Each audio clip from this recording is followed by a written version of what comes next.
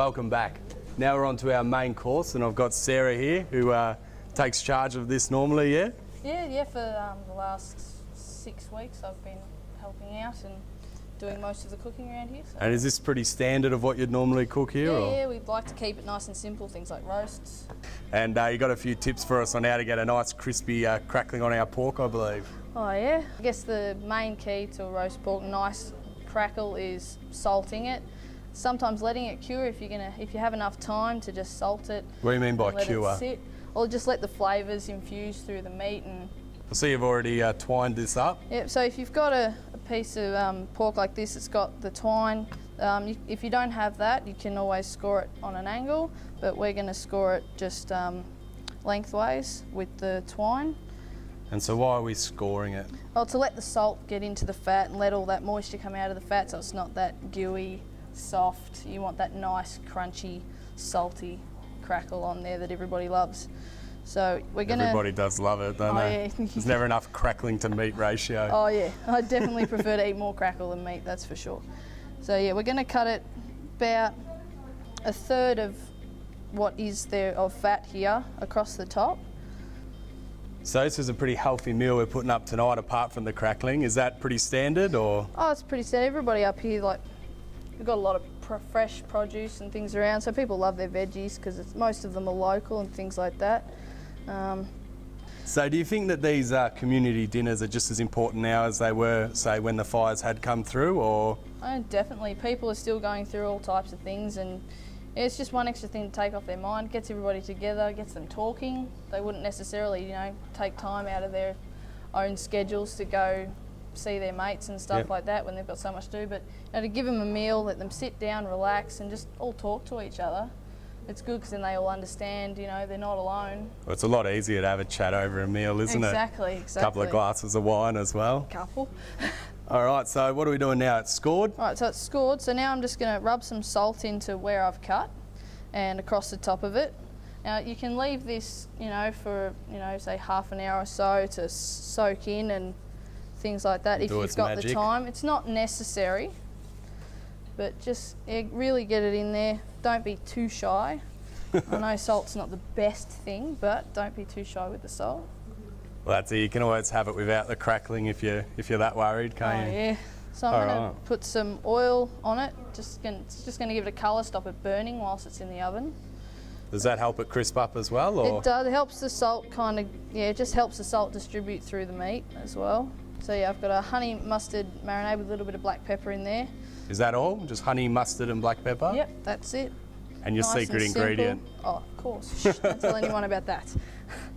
So I'm just going to use my hands, smear that on there. It just puts a bit of extra flavour into that crackle, goes straight into the meat as well because that salt's going to go right through the meat. Not too much. I've got a tray here for you as well. Awesome.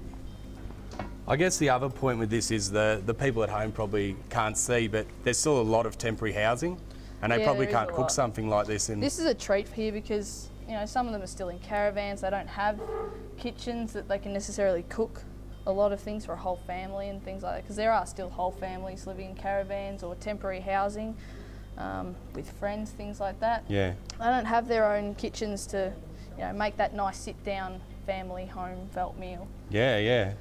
All right, so that's into our tray now? Yep.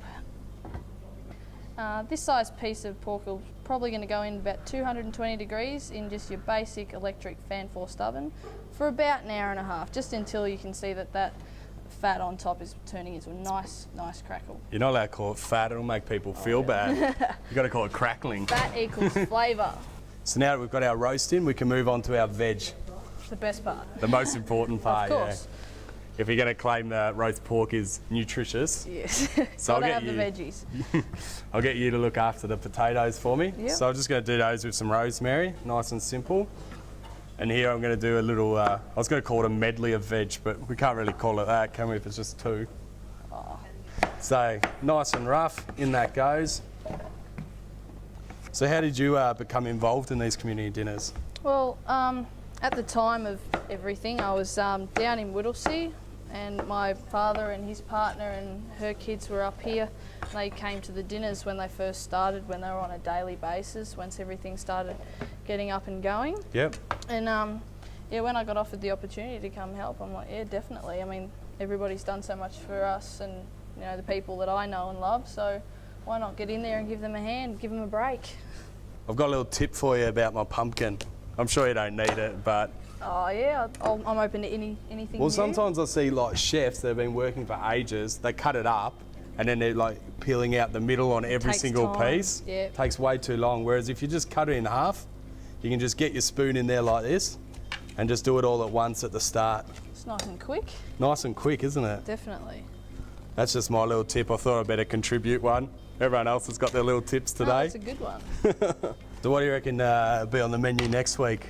I'm not sure yet. We like to, you know, give people a little bit of surprise. I'm into doing the fancy type stuff, but we get a lot of stuff donated, which is good. So we like utilising all that kind of stuff, just making things up on the spot. Yeah, well, this was all actually donated, this fruit and veg, by Greenlands. Yep. So thanks, Greenlands, for helping out King Lake for their dinner.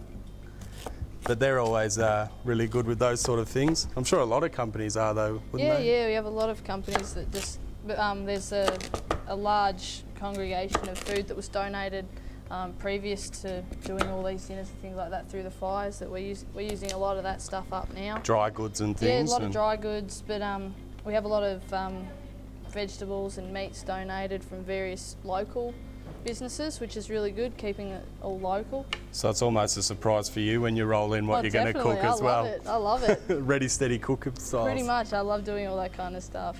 All right, well, I reckon I'm done here. Me too. So I'm just going to season that up. Yep. Bit more oil. Well, let's throw them both in the oven. Fantastic.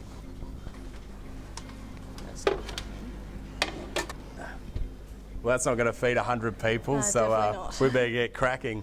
Yeah. But after the break, guys, you're going to see all this food come together, and it's going to be a great night for the people at King Lake, so stick around. You still with us? Yep. 18.